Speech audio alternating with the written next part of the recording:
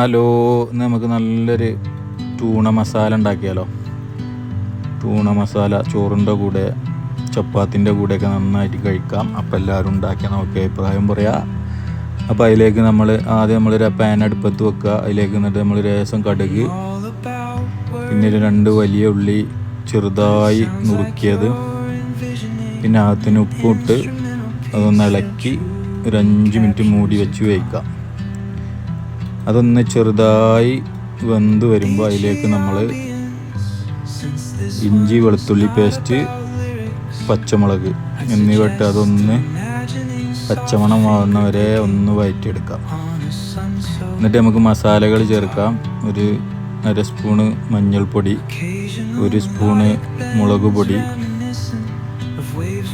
പിന്നെ ലേശം മല്ലിപ്പൊടി, പിന്നെ ലേശം ഗരം മസാലയും അതും കൂടിയും ചേർത്ത് അതൊന്ന് വഴറ്റിയെടുക്കുക. എന്നിട്ട് നമ്മൾ അതിലേക്ക് ലേശം കുരുമുളക് പൊടി ഇട്ട് അതും വഴറ്റിയെടുത്തതിന് ശേഷം നമ്മൾ ലേശം കറിവേപ്പില,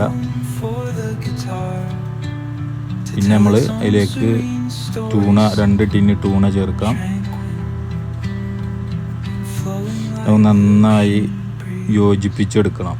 മസാലയും ടൂണയും കൂടി നന്നായി യോജിപ്പിച്ച് മിക്സ് ചെയ്ത് നല്ലോ ഇളക്കി മിക്സ് ചെയ്ത് അതിലേക്ക് ഒരു 5 മിനിറ്റ് വേവിച്ചതിന് ശേഷം അതിലേക്ക് നമ്മളൊരു വലിയ തക്കാളി ചെറുതാക്കി മുറുക്കിയതും ഇട്ട് മൂടി വെച്ച് ഒരു 5 മിനിറ്റ് വേവിച്ചെടുക്കാം.